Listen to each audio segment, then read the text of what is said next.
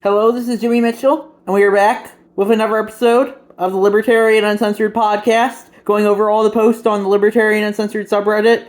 And for start off with USA Capitalist Government's FBI terrorist symbol list from vault.fbi.gov by Chaitan20, across post from the Libertarian Socialism subreddit. And let's see, the FBI, they think everything's going to be terrorism these days, so nothing really too surprising. They'll probably they'll come after anyone who looks like they can just do dissents from the narrative at all. They say, and that's probably from both the left and the right. It looks like these days.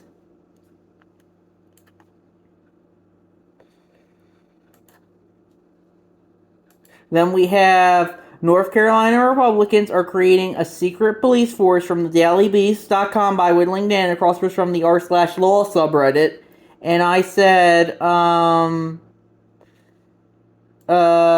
we already have tons of those. FBI, CIA, NSA, ATF, etc., And, I don't think any of them are good, but it just seems like they're going to get more and more of them. And people are saying, oh, it's just the Republicans here. They're trying to be the Republicans, but it's really they're just the uniparty. They just keep making more and more of them as long as no one stands to resist them, I will say. Then we have freaking out over the Israel and Hamas conflict from Powerful Jerry on YouTube, and I posted that, and I said, I like when Joe Rogan says the day before 9/11 was just a regular day. Things are going to be okay until they suddenly aren't. Then we have analysis of the California Delete Act, SB 362, signed by Governor Newsom into law from TomKemp.ai, and that's from Geeky Username. And I don't reply to this one because they have me blocked, but apparently this is about, that they'll, they're apparently censored. It's apparently the vision, your comment, the vision behind Justice Brandeis and Samuel Warren's definition of privacy is the right to be left alone, and the addition of privacy is now the right to the California Constitution 1972 is now taking a giant step forward and being fulfilled. And I mean, this is just kind of an agenda post because they don't want private companies accessing your data, but they're completely fine with the government accessing your data because it's when they do it, it's fine because it's like pirates and emperors. When the business does it, it's against law. When the state does it, it's completely fine. So that's something to think about there, I would say. Then we have what do we have next? We have when the left say they are fighting for decolonization, they mean that they want Hamas-style violence here, from Aaron McIntyre on Twitter, and I posted that, and I said, people always think violence is the worst thing ever when it goes against the narrative, but suddenly justify it and say it's good when it supports the narrative. Then I said, why do you think I did a self-post, why do you think social media brings out the worst in people? And I said, I think it's because people can say anything behind the safety of the keyboard, but probably won't have the guts to back it up IRL. And I don't know if I had anything there, but I definitely think that's true.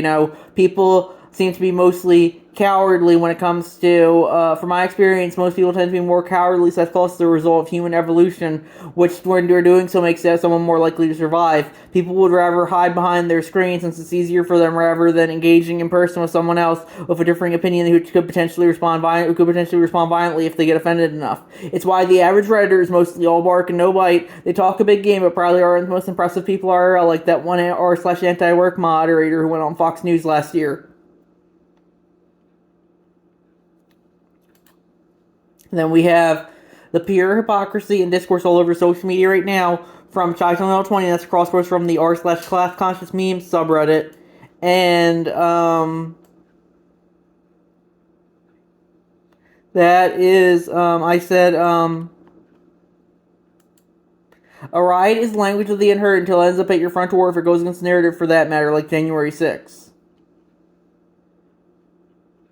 So the thing is, people, as I said earlier, people justify violence when the in-group does it. When the out-group does it, it's suddenly the worst thing ever.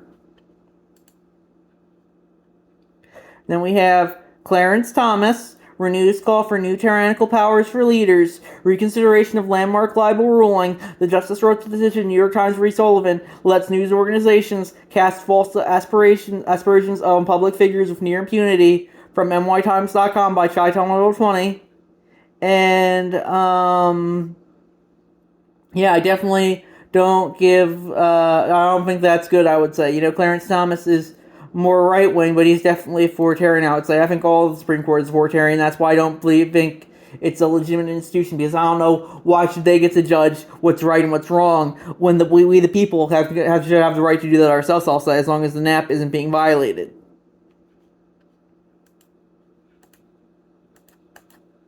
Then we have Ukrainian liberal capitalist Canadian heroes, Waffen SS Glacier Division volunteers, freedom fighters from ChaiTown20. That's crosswords from the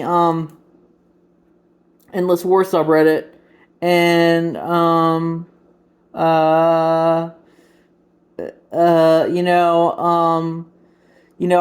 don't think they were freedom fighters, but if you want to think they're freedom fighters, I think you should be able to. I just think they're authoritarians because, they're just trying to bully all their shit on people. Well, other people, they did try and, they did kind of have a justification for it, because of how shitty the Russians treated the Ukrainians. But, the thing is, you shouldn't be siding with the Nazis, I don't think, no matter how desperate you are, I would say.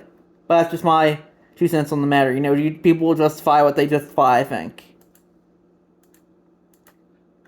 Then we have, is this factual? Yes, from ChaiTown20, and that's a cross post from the Hassan Piker subreddit, and it's some TikTok it looks like, and I don't know, I personally think, I personally don't care. It looks like they're kind of defending Palestine, but I personally don't care for either of them because, they both use force to attain their military goal, to attain their goals, and I don't think that's good because I think, the idea of the collectivist state, which essentially what Israel and Palestine both are, is not a libertarian idea. That's why I wouldn't consider myself a nationalist, because I don't consider the collectivist state to be a very libertarian idea. That's why, a lot of people say states' rights, but, I don't really care about states' rights because I think we need individual rights and not states' rights.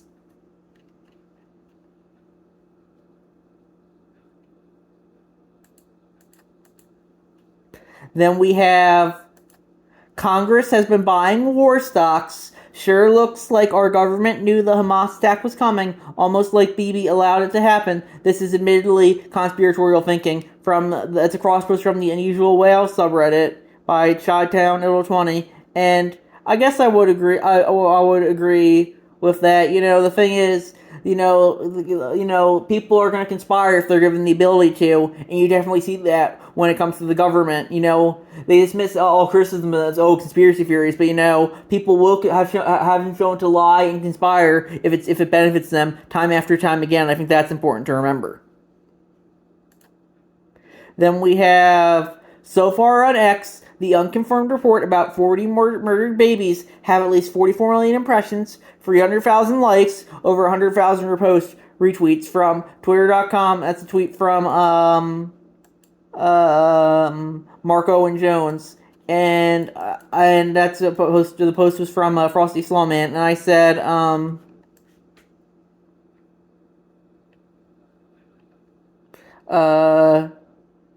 truth is often the first casualty of war. The big problem is it sounds like something that might happen, but you can't show it without violating guidelines when it comes to NSFL content. We shouldn't be. I personally think if you want to consider it misinformation, you should be able to. Biden kind of said it was real, but I personally think, regardless of whether it's true or not, it's clearly being used as war propaganda to push for more U.S. involvement. And I don't think that's good. I personally think genocide is bad, but, I don't think Israel, Palestine, all that area is the U.S. jurisdiction to handle. Like the Rwandan genocide in 1994, I don't think that was good either, but, we didn't try and justify intervention for that because Rwanda isn't a little geopolitical hotspot and doesn't have oil, and that's something that I think we need to remember, because they're not doing this because it's wrong, they're doing it because it's more of a grift than anything else, I would say.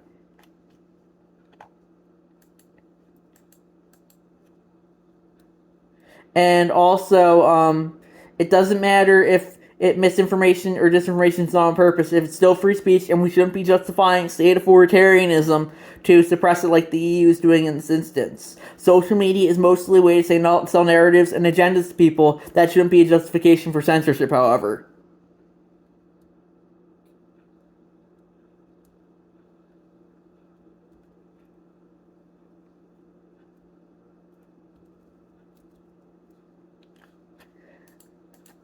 Then we have, this isn't a defense of Israel, it's just amusing to see the defenses of Hamas. Turns out a far-right militant terrorist is a label reserved only for you, your Trump-supporting uncle and uncle at Thanksgiving, and you and your friends posting Pepe the Frog memes on Twitter from Chew on Head on Twitter, and I posted that, and I said, people will support the worst thugs imaginable if the narrative says to.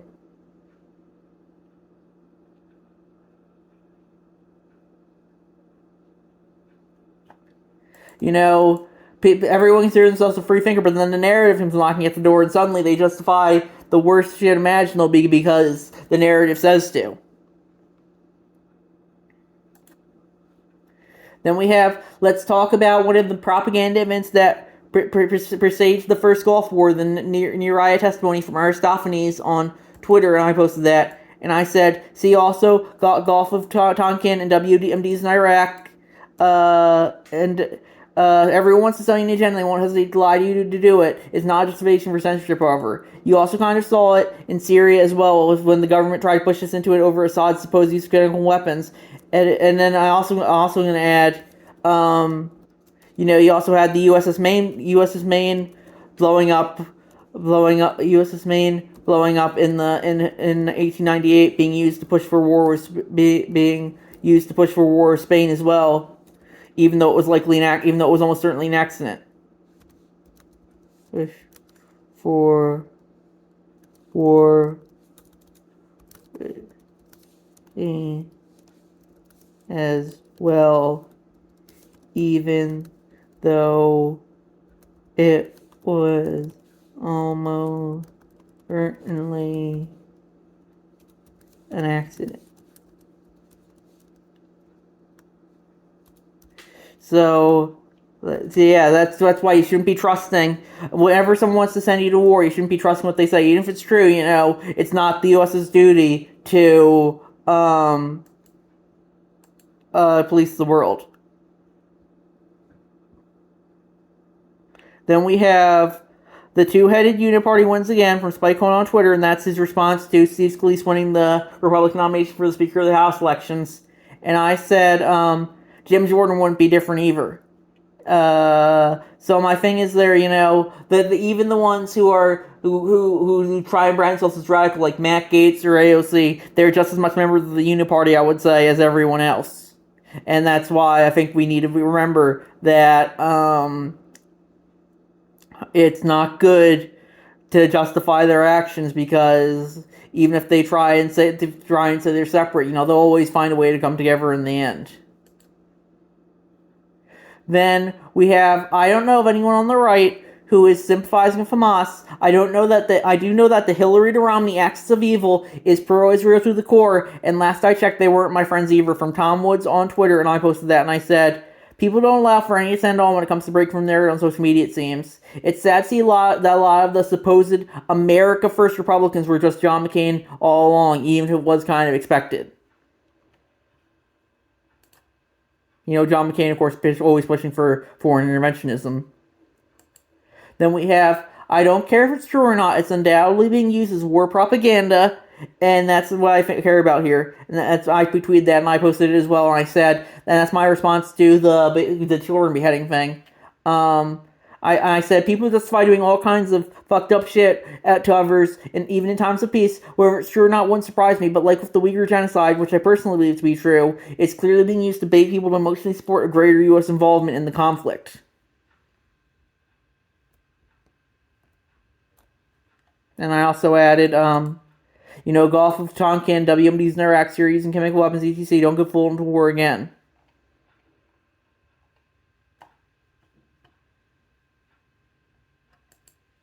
Then we have cheering on Israeli settler colonists from Child 128 crosswords from the class conscious meme subreddit, and it shows about how Israel used to all be Palestine, but that's just kind of an agenda post because, it was originally more split than it was, as this comment from, what's his name? Noel ARC says, except these maps are complete fabricated lies. If you compare the fictional maps of how it was all Palestine versus how, originally you had a lot of Israeli Jewish settled land and Arab land when they were forming Palestine or Israel as well, the state of Israel.